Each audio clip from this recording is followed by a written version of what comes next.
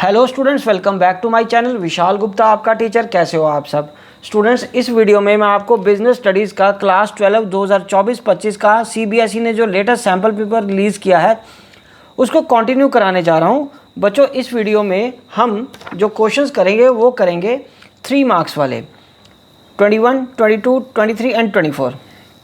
अगर आप पहले 21st क्वेश्चन की बात करो जो 3 मार्क्स का है, वो 2 ऑप्शंस हैं। ठीक है, मतलब जहाँ तो ऊपर वाला आपको करना है या नीचे वाला, पर मैं आपको दोनों के आंसर्स बताता हूँ कि आपको दोनों के आंसर्स कैसे लिखने हैं। क्योंकि अगर आप ऊपर वाला क्वेश्चन ये करोगे तो ये 3 मार्क्स का, और यदि ये नीचे दोनों वाले अटेम्प्ट करोगे तो 1.5 मार्क्स के हैं। ओके बच्चे, तो चलिए इस बात करते हैं। सबसे पहले क्वेश्चन को रीड करते हैं। क्वेश्चन फ्लैट है, सिंपल क्वेश्चन है, मतलब state the meaning of single use plans and standing plans. Question number इसका सेकंड ऑप्शन है, state how planning reduces creativity and leads to rigidity. ठीक है, ये दोनों में से आप कौन सा करना चाहते हो ये डिसीजन आपका ही रहेगा, लेकिन मैं दोनों के आंसर्स आपको बताता हूँ। पहले हम बात करते हैं क्वेश्चन नंबर 21 की। 21 का जो ए ऑप्शन है उसका क्या आंसर है? Single use plans. A single use plan is developed for a one time event or project. Such a course of action is not likely to be repeated in future, और ये repeat नहीं होगा future में। That is they are for non recurring situations. The duration of this plan may depend upon the type of the project. It may span a week or a month और a day. और दूसरा standing plan के बारे में भी बात करनी है। स्टैंडिंग प्लान्स क्या कह रहे हैं? A standing plan is use for activities that occur regularly over a period of time. It is designed to ensure that internal operations of an organization run smoothly. Such a plan greatly enhances efficiency in routine decision making. It is usually developed once, but it is modified from time to time to meet business needs as required. ठीक है students, तो चलिए अब हम, ये तो simple सा question हो गया कि सिंगल यूज प्लान और स्टैंडिंग यूज प्लान क्या है। अब इसका जो दूसरा ऑप्शन था, state how planning reduces creativity, मतलब ये लिमिटेशन आ गई इसकी। और यदि आप ये वाला ऑप्शन ऑप्ट करो लिखने के लिए तो उसका आंसर ये है, planning is an activity which is done by the top management. Usually the rest of the members just implement these plans as a consequences. Middle management and other decision makers are neither allowed to deviate from plans or nor are they permitted to act on their own. Thus planning in a way reduces creativity. इससे वो creativity खत्म हो जाती है, क्योंकि कोई भी अपने बिहार पे कोई भी चीज़ को, प्लान को डेविएट नहीं कर सकता और नहीं कोई चीज़ नई चीज़ को अटेम्प्ट कर सकता है, क्रिएटिविटी भी नहीं दिखा सकता। Since people tends to think along the same line as others. और दूसरा, it leads to rigidity planning. In an organisation a well defined plan is drawn up with specific goals to be achieved within a specified time frame. These plans then decided the future course of action. The managers may not be in a position to change it. जैसे कि following a pre decided plan है जो when circumstances have changed may not turn out to be in the great organisations interest. ठीक है, अगर situation ही change होगी तो वो प्लान भी फिर किसी काम का नहीं रहता। बट प्रॉब्लम ये होती है कि हमने जो प्लान बना लिया होता है हमें उसी के हिसाब से चलना पड़ता है। ठीक है बच्चों, चलिए अब हम आगे बढ़ते हैं क्वेश्चन नंबर 22 की तरफ। 22 में भी आप देख रहे हो, इसमें आपको क्या है, ए ऑप्शन है या बी ऑप्शन है, तो दोनों सिंपल क्वेश्चन लग रहे हैं मेरे को। Explain the concept of leadership, give 2 situations in which autocratic leadership style is most effective. Okay, और दूसरा ऑप्शन है, explain the concept of communication, given the meaning of formal and informal communication. तो 22 का जो ए है बच्चों, leadership is the process of influencing the behaviour of people by making them strive voluntarily towards achievement of organisational goals. 2 situations in which autocratic leadership is most effective. This leadership style is effective in getting productivity in many ways. Situations like in a factory where the supervisor is responsible for production on time and the supervisor has to ensure labor productivity. और दूसरा कौन सा है? Quick decision making is facilitated.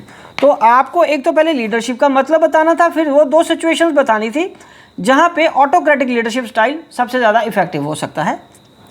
अब अगला question है इसी का ही, मतलब सेकंड ऑप्शन, कम्युनिकेशन को आप एक्सप्लेन करिए और उसके मीनिंग ऑफ फॉर्मल और इनफॉर्मल का मतलब भी समझाइए। प्रिसाइसली जो इसका आंसर दिया गया है वो ये है कि communication is a process of exchange of information between 2 or more persons to reach common understanding.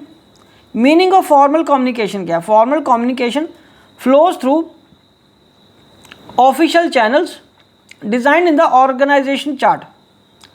Meaning of organisational chart, meaning of informal communication, sorry, communication that takes place without following the formal lines of communication is said to be the informal communication। बच्चों इसी के साथ मैं बता देता हूँ आपको कि ये एक डायरेक्टिव है, एक डायरेक्शन है कि इस तरीके से आंसर आपको लिखना है, पर इसका मतलब ये नहीं कि इन्हीं लाइंस को आपने रट्टा मार के रखना है कि यही लिखना है। आप इसको इलेबोरेट कर सकते हो, जो भी बुक आपके सामने है या जिस बुक से आप रेगुलरली पढ़ते हो उससे आप याद कर रहे हो तो आप उससे भी याद करके लिख सकते हो। आप इसको थोड़ा एक्सपेंड करना चाहो बट वर्ड लिमिट का ध्यान रखते हुए आप वो भी कर सकते हो। आप अगर इसको डायग्राम्स के थ्रू, पिक्चोरियल प्रेजेंटेशन के थ्रू करना चाहो तो वो भी करके देख सकते हो। ठीक है स्टूडेंट्स, चलिए अब हम आगे बढ़ते हैं। Question number 23। बच्चों क्वेश्चन नंबर 23 क्या कह रहा है? From the following information regarding Aditya limited which is in the business of manufacturing green tea, calculate return on investment and interest coverage ratio of the company, show working. तो interest coverage ratio का जो formula लगाना वो है earning before interest and tax. Debentures की value ये given है, 10% debentures 12 lakh के हैं, इक्विटी शेयर कैपिटल 10 रुपये की है, 18 लाख की, टैक्स रेट 40%। तो यहाँ पे 23rd का आएगा calculation of ROI is equal to earning before interest and tax upon total investment into 100 कर देना आपने। तो इंटरेस्ट कितना है हमारे पास? अर्निंग बिफोर 15 लाख का है, ये 15 लाख आ गया। टोटल कैपिटल इन्वेस्टमेंट कितनी है आपकी? 12 और 18 मिला के कितनी होगी बच्चे? 12 और 18 मिला के कितनी होगी? 30। तो 30 लाख ये आ गया, तो ये 50% हो गया। ठीक है जी। और साथ में आपको क्या बताना है? रिटर्न ऑन इन्वेस्टमेंट के साथ इंटरेस्ट कवरेज रेशो, मतलब आपको ये फॉर्मूले याद होने चाहिए। Simple is this, interest coverage ratio तो सिंपली आएगा earning before tax interest and tax and divided by interest. तो ये 15 लाख डिवाइडेड बाय 1,20,000 आ जाएगा, क्योंकि जो ब्याज है वो 10% किसका बनेगा? 12 लाख का, वो तो 1,20,000 आएगा। तो उससे आप ये कैलकुलेट कर लोगे 12.5%। रिटर्न ऑन इन्वेस्टमेंट 50% आया और ये 12.5% आ जाएगा। उसके बाद क्वेश्चन नंबर 24 क्वेश्चन है, वो भी एक तरह से देखा जाए केस स्टडी है बट है 3 मार्क्स का ही। Mister Vivek Vaswani, a फूडप्रेन्योर, combined his passion for food with his entrepreneurial skills and started his innovation fast food outlet O Chili in 2021. He had started his career as a food blogger and had noticed that the numerous Indian consumers were looking for reasonable and pure vegetarian fast food options for dining out. The high-end restaurants were not opted by many as they were exorbitantly priced. Though many global fast food chains were running across the country, yet not many outlets offered reasonable and healthy pure vegetarian fast food options to consumers.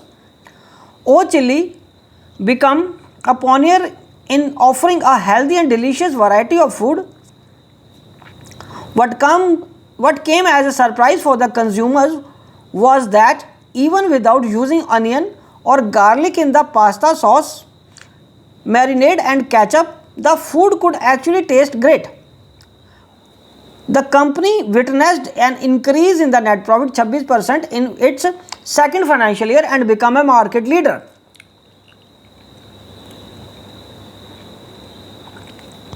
तो अब आपको ये बताना है सबसे पहले, state the concept of business environment, identify and explain in what way a good understanding of business environment enabled Mr. Vivek Vaswani to improve the performance of the enterprise. तो इसका आंसर क्या लिखेंगे? सबसे पहले आपको कंसेप्ट बतानी है कौन सी है वो, तो business environment means sum total of individuals, institutions and other forces that are outside the control of the business enterprise but that may affect its performance। तो ये तो पहले हमने क्या एक्सप्लेन कर दिया बिजनेस एनवायरनमेंट की कंसेप्ट को। उसके बाद वो कह रहा है identify and explain in what way a good understanding of business environment enabled. उन्होंने क्या इनेबल किया है, it enables a firm to identify opportunities and getting the first mover advantage. Opportunities refers to the positive external trends or changes that will help a firm to improve its performance. Environment provides numerous opportunities for business success. Early identification of opportunity helps an enterprise to be the first to exploit them instead of losing them to competitors। ठीक है students, तो इसी के साथ ये 3 marks वाले questions complete हो गए। अगली वीडियो में मैं आपको 4 मार्क्स वाले क्वेश्चन कराऊंगा इसी को कंटिन्यू करते हुए। तब तक आप इसको इन क्वेश्चंस को याद कर लीजिए और मेरे चैनल पे प्लेलिस्ट में जाके क्लास 12 बिजनेस स्टडीज़ की पिछली वीडियोस देख के बाकी क्वेश्चंस भी कंप्लीट कर लीजिए। Wishing you good luck.